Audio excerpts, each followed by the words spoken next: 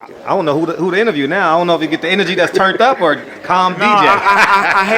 I hate when media type of people, try to tell fighters how to channel their energy. This man, he believes in himself. He's confident. He's confident for a reason. He's confident for a reason. He felt as though that the first fight didn't go his way. Okay, they know they got to go back and make adjustments. The other side, they got to make adjustments too. There's no way that Tony and them can believe that they can come in and do the same thing and get the same outcome. Right. Both guys are going to go and make adjustments, and we're going to see who comes down with who made the better judgment. Both guys can fight their ass off. You know what I'm saying? And it's going to be a great fight. It's not a matter of who wants it the most. Again, he has a great coach in there. He's one of the best in the game. Everybody know I'm on the record, been saying that. He don't get his just due. But again, this is what it's all about. When two guys who are highly skilled, and they want it. Because when I say so much is at stake, it's a big difference. We're going to get them big checks and them checks that are not so big. It's a big difference. And you got to feed your families. Man, both of these guys have been working hard their entire life. But what I like, and I see two brothers, they got a lot going for themselves. I love the philanthropy that both of them, is doing, the shit that they're doing in the community with the kids. And this is what boxing needs, these great fights between two competitors who are extremely, extremely competitive, who really, really believe in themselves. Quick question, Leonard. What's your thoughts about Canelo Jacobs last night? I didn't watch the fight. Okay, so we need to know. Yeah. Thank you. What do you think about the moving towards the future and everything like that? I heard that Canelo wanted to actually fight Floyd again, like a big. Man, cut that shit out, man. My parents have always told me, when you go do something right the first time, you ain't gotta go back and do it again. That's old news. Floyd's 42, made $1 billion in this shit, gets a 7-figure check every month, sitting on his fucking ass, and makes more money than 99% of these fighters sitting on his ass. Next question. Now, moving forward, July 27th, WBA just announced that quite possibly Gervonta Tate Davis may fight is mandatory. Yeah. Is that the route you're going, or? Yeah, I don't think we don't have another alternative. He fights his mandatory or else, and I'm okay with that. It's all about Tank and the homecoming. It don't matter who we fight. It's going to be a big event. Tank is one of the biggest draws in the entire sport, and he's probably top 2 most exciting fighters in the entire sport, and he has a big career ahead of him. But the focus is July 27th. He wants to get better and better each fight, and that's what it's all about. How soon can we anticipate him striving for 2 belts? First things first. Absolutely. See, what happens is that when you overlook what's in front of you, you never get to that next part. I just recently, may he rest in peace, last night I was watching the Vernon Forrest fight. Him and Ricardo Mayorga. See, that's what happens when you have plans for this and plans for that, and then your focus don't always be there. You got to take care of the business, what's in front of you. Yeah, so because there's no way with Vernon Forrest's talent does Ricardo Mayorga beats it. And shit happens in this sport. That's why you gotta stay on point. You gotta stay locked in at all times. All times. Now, your best friend Eddie Hearn called you a hater the other day. I don't know if you read that. I don't pay no attention. I don't pay no attention. I don't pay no attention to nothing nobody say, because I'm very confident in everything that we do, where we're going in the direction, and I take that. That's always a compliment when someone else is speaking on something. It's always a compliment. Because again, none of this, as D said, none of this shit is personal, man.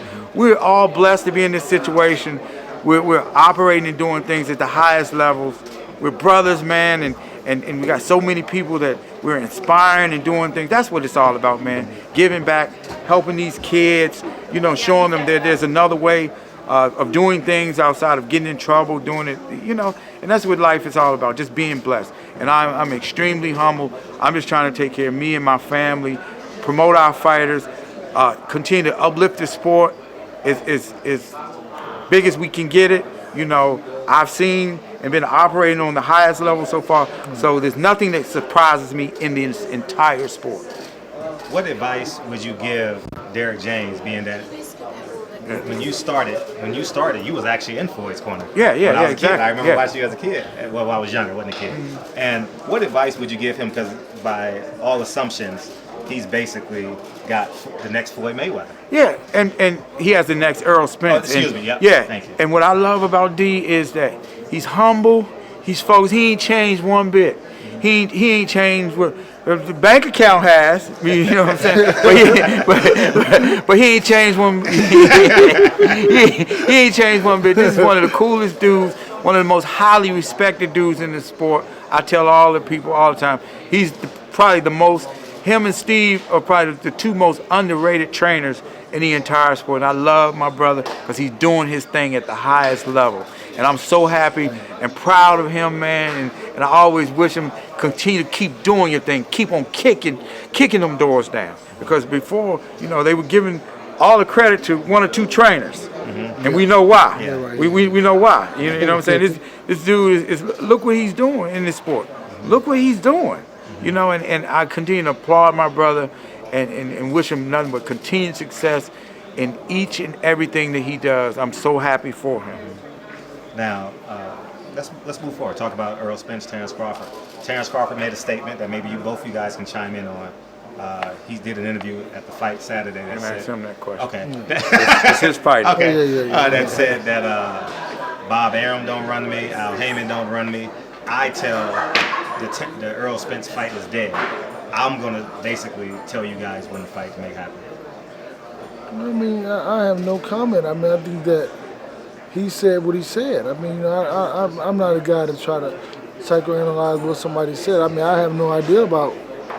And if he feels that way, that's how he feels. If that's what it is, that's what it is. I don't know anything about it. We're not thinking about Terrence Crawford. I think we have a couple more fights before we even think about something like that. So he should be thinking about other things until, you know, whatever happens. And the business is always going to dictate. They laughed at me when I said this. I said that the business will always dictate how big fights are made. Because when you're at this level, when you're operating at this level, and you think outside the box, I understand what it's like. I know what the boxing community is. It's the same 300 or 400 that's there. And there's nothing wrong with that. But if you aspire to do other things that's bigger than the sport and to be able to cross over and do other things, you don't have to be Floyd Mayweather. You don't have to, but if you go on to make $400 or $500 million, is that a bad thing? You know what I'm saying? And Floyd has laid the blueprint out there where you can think like a boss man and you can be in control of your own destiny as your own boss. Now, in Terrence's situation, again, I have nothing but respect for the brother. I've been on record with saying that I personally thought with the landscape of what we were talking about at the time, I thought that because I don't really get caught up in that pound for pound shit, because at the end of the day, that's not going to pay bills. It's not going to feed your family. And then when your career is over, then they can say, oh, well, this guy was the pay. But then what did you accomplish in the sport beyond the legacy? What do you have to pass on down to your generation of your families? That's what I teach our young fighters is legacy is always going to be first, but we're going to get paid doing it. And that's our job, to put our fighters in positions where they can be successful beyond post boxing. And in Terrence's situation, he's in a tough spot. I mean, let's call it what it is. I mean, he's in a situation, and it is what it is. It's none of my business.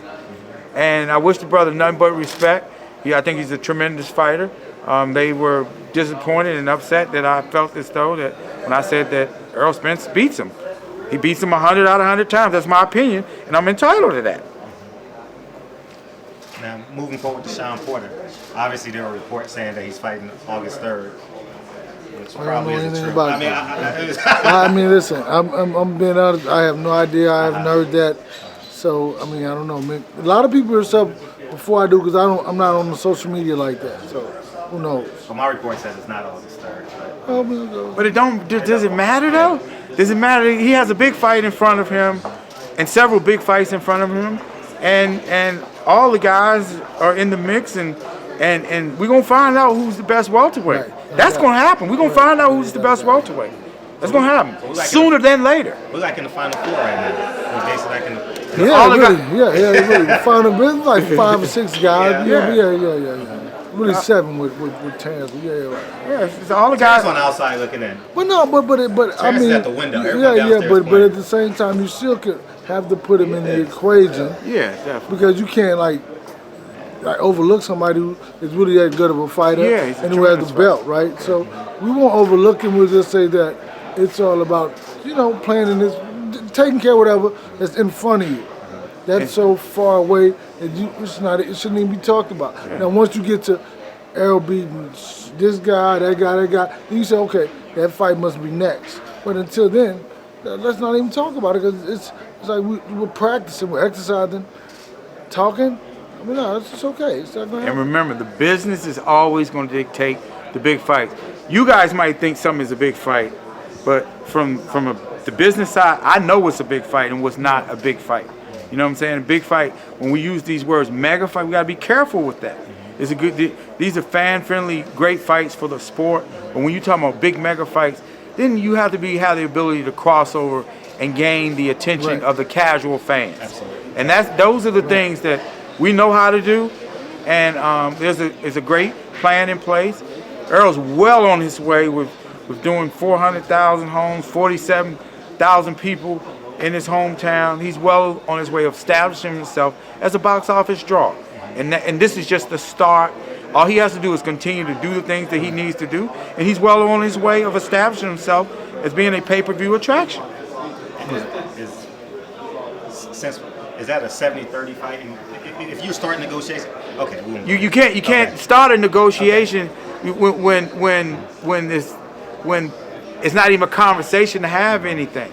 You got one guy who just did 400,000 homes, and a guy that just did a little 100,000 homes. Two tremendous fighters, but right now, when you're talking about two, we just go from the network perspective. Anytime that you have two different networks, there has to be a reason for these to join forces.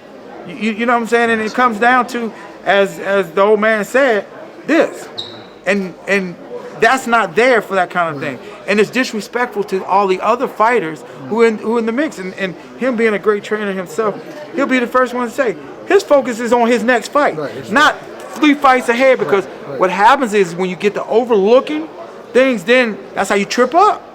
He got to be the best where he got to be for his very next fight. Then he can think about the next fight. Got to take one fight at a I time. want to say something was funny, but Leonard made a very good point by saying that Errol had 400,000 buys, Terrence had 100 or some thousand buys. That's not a big enough reason for 2 networks to join. Think about it. You're not going to join for 500,000 buys. It's not worth it. But like, so you made a very valid point. I'm just kind of like showing that like there's no reason to do that until they get their weight up. And by the time they get their weight up, Errol will be, because what happens is, he said it again, I'm going to quote something he said, that you have to be able to reach the average everyday American, right? And how do you do that? Through Fox Network. Yeah. And you continue to build yourself by again, Earl's fought on a platform where he's had 6 million viewers. Right. He's done that. He's done that. Regardless of what you want to throw in the middle of it, that's happened. That's all factual. You know what I'm saying? And at the end of the day, that's why these guys want to continue to build their profile. And it's about having the visibility to do that. Now his very next fight, whatever platform he's fighting on, this will be bigger and better the next time. And then all of a sudden, you find this segment of audience out there, it's like, oh, the Spence kid, And that's how you build your base and you become an attraction. You become a household name. Right, yeah. You just can't say in boxing, oh, these are great fights to be made, but you got to look at it. The fighters got to get paid. It's being reported that the Spence Porter fight's going to land on regular Fox. You know what, man? We are at a Jamel Charlo, Tony Harrison press conference. I understand what you said. But I'm like, come on, man. We talk about that. I want to talk to you about that fight Well, too. come I on was then. just What are you going to tell? So say what you going to say then. the hottest fight in the fucking world. Yeah. I got that. I got that. I'm just saying. You live in Houston, Texas, man. Come on. Dallas, Texas. But he's also training a very high fighter who's fighting in a big ass fight on June the 23rd. Right, yeah. for Talk all about the this fight marbles. right here. One of the. Do you feel like Yeah, this fight? but that puts you in the position to go for all the marbles. If you don't do this, then how you gonna get this that? time around than the first time because they've heard about the first fight and the way that went? I think in a sense, if you look at it like this, to build a fight, we needed something like that. And I won't even talk about, they needed one to get a two. And I think with the two, it'll be bigger and better for them the Fox is behind it and the way they market and having that big, all that motion, all those dollars behind them. It's gonna be great. So I won't say that you needed the one to play out like it played or to be close, regardless of whatever, to get the number two. And that's what it is. And for both of those guys, it'll be great because people will be intrigued to see